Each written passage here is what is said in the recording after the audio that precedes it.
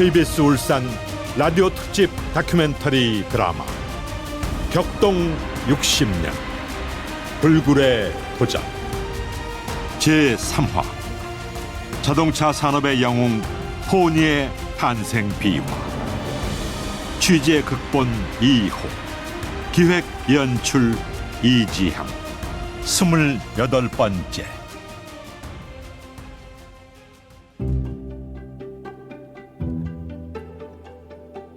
아직은 아니지만 자동차의 거목이 돼가는 정세영과 중공업과 건설의 거목이 된 정주영의 화합은 오랜만에 보는 형제간의 아름다운 모습이었다. 그러나 사업을 추진하는 시각은 역시 차이가 컸다.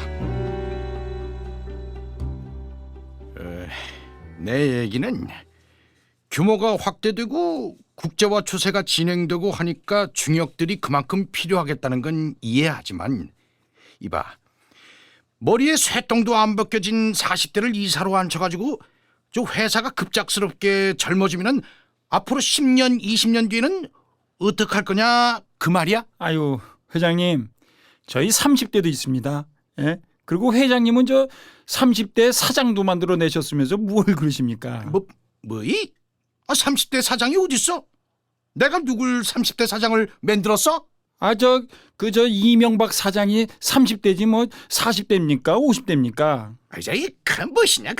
이명박이는 30대지만은 60대만큼 일할 능력이 있어. 응? 걔네들이 저 이명박이만큼 유능해? 저희 중역은요 70대만큼 일할 수 있는 사람들입니다. 이거 한마디도 안 지려고 그래? 야, 우리 정세영 사장이 많이 컸구나. 아유, 회장님이 키워주신 거죠. 아유, 마음대로 해. 대신 말이야, 인사가 만사라는 걸 잊지 마라. 정세영은 완전히 자신감이 붙었다고 봐야 했다. 칼을 휘두르는 소나귀에 힘이 들어차 있음을 그는 대거 중역 임용으로 보여주고 있었다. 물론 사세 확장과 해외 진출이 활발히 진행됨에 따라 폭발적인 인력 수요가 생기고 어학이나 시대 감각 등에서 뛰어난 젊은 경영인이 절실하게 필요해진 이유도 있었지만 그는 자신감을 가지고 30대 후반과 40대 전반의 젊은 중역들을 대거 등용시킨 것이다. 지금은 이사 제도를 없애고 부장에서 진급하면 상무가 돼 결제 라인이 그만큼 줄었지만 이때는 달랐다. 이사가 되면 별을 달았다고 했다.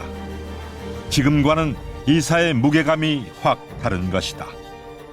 여하튼 76년에 이미 전성원과 오준문을 이사로 기용했고 77년에 다시 신항수, 박병재, 강윤식, 김병철 등 8명이나 이사로 선임하는 것이다.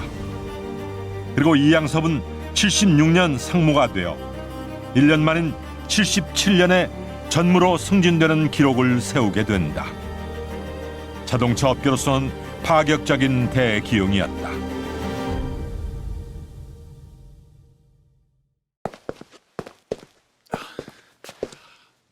계신가? 네, 계십니다. 자, 들어갑시다. 김상문 체제 이후 불이사로 주가를 높였던 기아는 세한이 새로 기지개를 켜기 시작했고 경쟁 업체들이 버스까지 치열한 시장 장악을 위해 뛰고 있지만 포니의 등장 이후 2년 동안 줄곧 선두 자리를 빼앗긴 채 아세아 인수 후 경영난을 겪고 있다는 소문까지 나돌고 있었다. 도대체 우리 대책은 뭐요? 포니 1400이 또 나온다면서요? 김상문의 목소리가 높아진 것은 73년 이후 이때가 처음이었다. 우리가 독자적으로 기아 이름을 내걸고 한판 승부를 걸어볼 게 아무것도 없잖아요.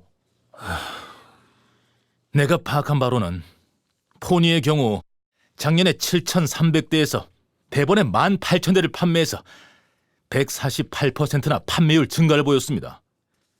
그리고 내년도 목표가 자그마치 8만 대라고 그럽니다. 물론 터무니없는 목표는 아닐 겁니다. 그리고 정 사장이라는 사람이 생긴 건 볼품이 없어도 야심은 보통이 아니어서 현대그룹 전체 직원들한테 파는 한이 있어도 목표를 그렇게 세웠으면 달성을 할 거로 봅니다. 뭐요? 그러면 우리 목표는 몇 대가 되는 겁니까?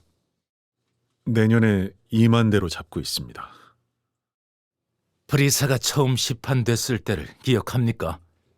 사장님, 독자적으로 기아 이름을 내걸고 붙어볼 수 있는 차종이 없으니까 그런 거 아닙니까? 8만 대와 2만 대라뇨. 프리사가 처음 나왔을 때 그게 독자 개발은 아니더라도 이런 정도의 차이를 상상이나 했습니까? 무슨 말씀이신지 압니다. 허나 사장님도 잘 아시겠습니다만 현대가 포니를 생산한 거하고 저희가 고유 모델을 개발하지 않은 건 경영 방법에서 차이가 있습니다. 뭐라고요? 무슨 소리입니까 그게? 잘 아시다시피 새로운 모델은 개발하는데 자동차 메이커에서는 대강 4년에서 5년을 잡습니다. 그것도 기본적으로 승용차가 개발되고 있는 도중일 때 그렇습니다. 그렇지 않고 전혀 생산이 안 되고 있는 상황에서 전혀 개발을 할 경우 그 기간은 10년도 더 잡는 게 보통입니다. 저희가 승용차 생산 설비를 갖추기 시작한 것이 74년 아닙니까? 그러면 이제 4년 정도밖에 안 된 셈인데. 이것 보세요 이전모. 포니는 2년 8개월 만에 나왔어요. 사장님, 그래서 경영 방법에서 차이가 있다고 말씀드리는 겁니다. 제 성격이 뱃속에 넣어두고 있는 말은 전부 꺼내기 때문에 욕도 먹고 눈치 없다는 소리도 듣습니다만 저희는 그동안 사세 확장에 많은 투자를 했습니다. 그런데 현대는 고유 모델 개발을 위해 오히려 확장됐던 계열사도 자동차를 향해 투자를 집중시켰습니다. 고유 모델 개발에 전력 추구를 한 겁니다. 뭐요? 그래서요? 우린 투자를 여기저기 버린 반면에 현대는 자동차로 모든 투자를 집중화시켰다는 말씀입니다. 자동차 경영은 부사장이 주도적으로 해왔어요. 사장님께서 그룹화를 주도하시는데 제가 어떻게 모든 투자를 자동차 생산으로 집중시킬 수가 있겠습니까? 결국 내 탓이란 말이요? 지금의 현대 기아하고는 다르지만 사실상 기아는 승용차 부분에 있어서 독자적인 고유 모델 개발은 여짓 한 차 정도 없었다. 그런 점에서 기아 승용차는 독창성이 없다고 평가해도 무리가 아닐 것이다.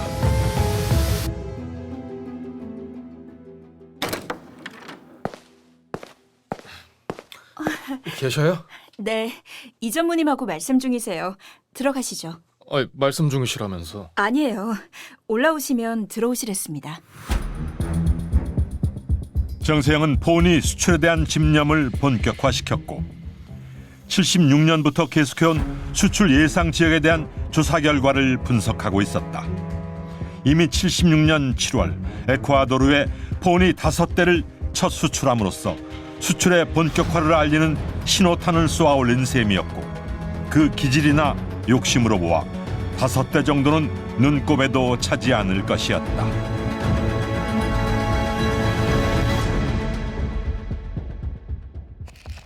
내가 국내 시판도 하기 전에 사우디아라비아에 15대를 시험 수출했다고 나보고 미친놈이라고 그랬지. 아니, 누가 그런 소리를 했습니까? 오히려 수출 의지를 극명하게 보여줬다고 회장님 칭찬이 대단했습니다. 그건 우리 쪽 사람들이 아니라 상대 업체하고 상공부에서 내가 저 과욕 부리고 있다고 나보고 미친놈이라고 그러더란 말이야. 응? 사우디에 수출을 한 게 미친 짓인가? 앞으로 두고 보자고. 응? 미친놈이 아니라 미친 듯이 몰아낼 테니까. 저는 사장님 성품 잘 아니까 언젠가는 일 내실 거다 싶어서 겁도 납니다. 사실 수출 물꼬가 터지면 그럴 땐 부품 협력사들 생산 라인 확대에다가 현장 노동자들 이거 어떻게 다 구할 겁니까? 2만여 개 부품 협력사들은 단 한 가지 부품도 없어도 출고가 안 되는데 부품 생산은 어떻게 할 것이며 인력을 어디서 구하겠습니까? 진짜 벌써부터 걱정이 많습니다. 아, 그럼 벌써부터 대비를 했어야지. 예? 내가 수출로 모든 걸 보여주고, 수출이 아니면은 우리 시장만으로는 자동차 산업이 절대 성장할 수 없다고 누누이 강조를 했고, 이를 악물고 덤벼들고 있는 걸 보면서도 구매개발 이사는 못하고 있었대. 협력사들하고 간담회 할 때 뭐 그런 얘기 안 나와요? 그렇게 태평스럽게 있었단 말이에요? 예? 그랬다가 납기 못 맞추고 불량 내거나 결품 내면은 바로 거래 끝나. 예? 그거는 양해 사항이 아니고 절대 사항이야. 그래서 걱정이라는 거죠. 10,000대, 20,000대 막 실어내야 되는 상황이 와봐요. 그 미치는 겁니다. 10,000대, 20,000대가 뭐야? 어? 아, 이 전문은 경영회의 때 듣지도 않았어요? 50,000대 돌파하는 동시에 100,000대 되고, 100,000대 돌파하면은 곧바로 300,000대 라인 깔아야 된다는 소리 안 들었어요? 아유, 그래서 더 잠이 안 오는 겁니다, 솔직히. 그 역시 이 전문은 빠른 사람이니까, 뭐 잠이 안 온다는 말 나도 이해되고 속이 타. 그때 진짜 미친놈 되는 거야. 그게 나도 걱정인데 이게 막상 터져서 준비하려면 늦거든. 박병재 이사가 충분히 고민하고 있을 겁니다. 그리고 아직 숫자는 적지만 막상 수출되고 현지에 나가 있는 상공부 상무관들 여론 수집도 평가가 좋은 걸로 나오니까 정세영이가 진짜 일 저지르는 거 아니냐고 신경 쓰고 있답니다. 아이, 그래? 그 대통령께 보고하란다고 그래. 곧 터트린다고. 그래. 이승복 부장. 예. 그 정리는 다 됐어? 예, 가져왔습니다. 전성원 이사님하고 양승장 부장이 1차 시장 조사를 나갔던 태국, 싱가폴, 말레이시아, 인도네시아, 필리핀, 그리고 홍콩 등 6개국에 대한 자료 내용하고 김성일 과장, 김응수 차장, 이영석 차장, 김원청 과장 등이 남미 지역까지 6차에 걸친 시장 조사 내용입니다. 가만. 듣고 보니까 전부 과장, 차장들만 뛰어다니는 것 같이 보고하네. 예? 아니, 해외 나가면 이사님들이야 호텔에서 전화로 다 하시지만 말단이 열나게 뛰어다니는 건 당연하지 않습니까? 아이고, 이 사람아. 중역은 뭐 고스톱으로 따는 줄 알아? 하는 일 없이 별 다는 줄 알아? 이사 없이 과장, 차장들만 나가서 조사가 되고 대사관 한번 드나들 수 있어? 이거 왜 이래? 예, 죄송합니다. 그 이수철 이사님도 갔었습니다. 아이, 그래. 알았어. 고생들 했어. 하지만 회사 입장에서는 막대한 예산을 써가면서 조사단을 파견한 거야. 훗날이지만 수출 전초 기지로 잡은 캐나다 브루몽 지사장 이승복 당시 상무의 회고는 생산 현장부터가 광활하고 전쟁터였다고 했다. 지금 이게 400에이커로 보시면 됩니다. 400에이커고 평수로 따지면 약 50만 평 정도 됩니다. 그래서 한 변이 1.2km, 다른 한 변이 1.5km인 직사각형의 땅으로 지금 그렇게 되어 있습니다. 여의도 광장에다 썼네. 네, 그렇게 될 겁니다.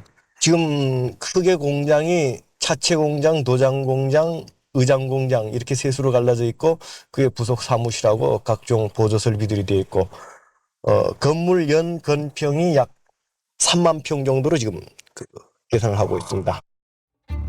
이 전무, 중역들을 소집하고 이 조사 내용을 바탕으로 올해 수출 목표 1,500만 불 달성이 가능하도록 수출 전략을 세우세요.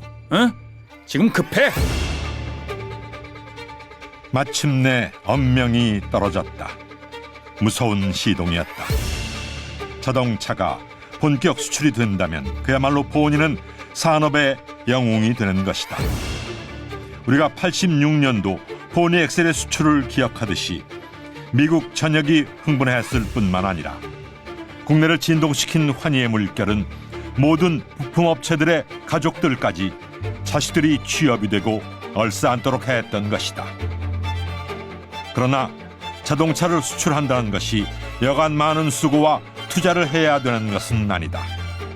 1차 대상국은 자동차를 생산하지 못하고 있는 국가들 중에서 1인당 국민소득이 $500 전후한 나라로서 아시아 지역 7개국, 중남미 지역 11개국, 중동 지역 3개국, 아프리카 지역 5개국, 유럽 지역 1개국 등 모두 27개국이 수출 가능국으로 나타났다.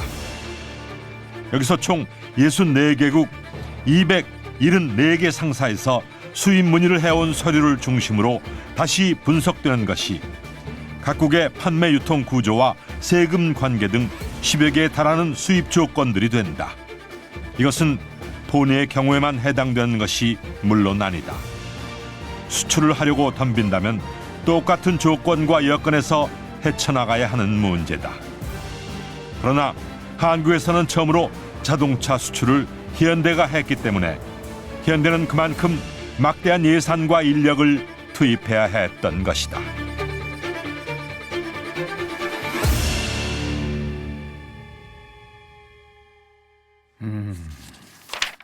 무엇보다도 동남아 지역은 세계 유명 메이커들이 이미 일찍부터 시장을 확보해 놓고 있기 때문에 동남아 지역은 진출 방법을 여러 각도로 연구해야 되겠습니다. 그럼 박 이사 대안은 뭡니까? 국제 수준의 품질을 보장하기 위해 주요 부품을 수입하고 특히 특수 지역, 말하자면 굉장히 추운 나라라든가 굉장히 더운 나라 같은 곳에 수출할 경우 그 나라에 맞는 옵션을 강화시키겠다는 겁니다. 어느 지역이요? 중동 지역이 수월하겠습니다. 그 중남미 국가는 어떻습니까? 거기는 내가 다 돌아봤는데 금융 문제부터 해결이 돼야지. 안 그러면 전부 먹고 날아버릴 사람들이야. 안 돼. 국내 시판용하고 옵션에서 많은 차이가 날 텐데 그걸 1,350달러 내에 어떻게 가격을 정하느냐, 그게 가장 중요하고 큰 문제입니다.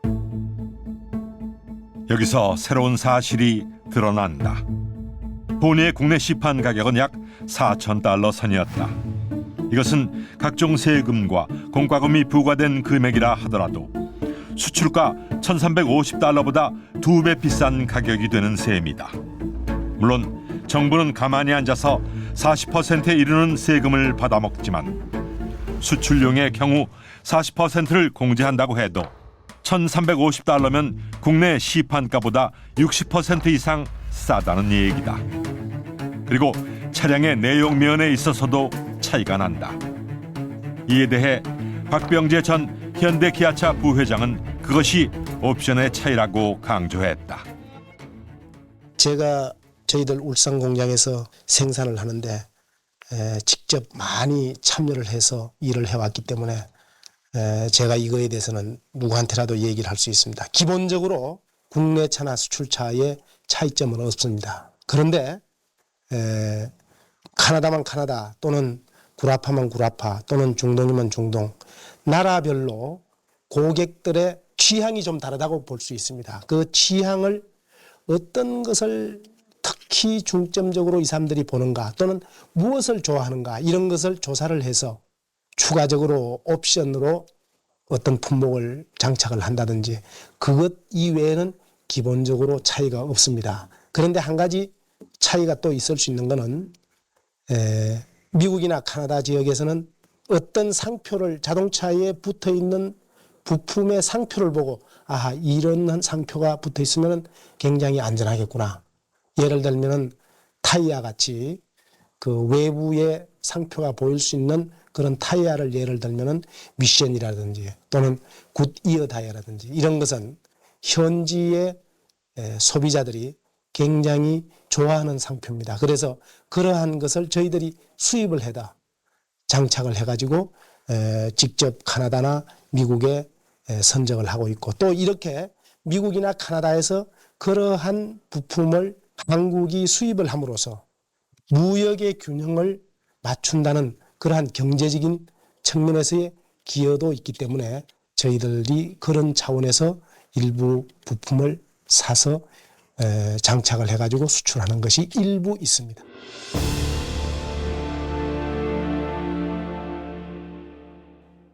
세한이? 그 세한이라면 김우중 사장이 나서겠다는 대우 말하는 거 아닙니까? 예, 그렇습니다, 카카. 그런 세한이 얼마나 됐다고? 아니, 그 세한 자동차가 이란에 테로드 로얄 승용차를 수출해? 그렇습니다. 지난 9월에 첫 선적을 해서 15대를 수출했다는 보고입니다. 아이 참, 참 희한하구만. 아니, 그 김 사장이 그렇게 빨리 실적을 낸다면 그동안 산업은행이나 GMK는 뭘 한 거야? 이번엔 세한이 얼굴을 내미는 것인가?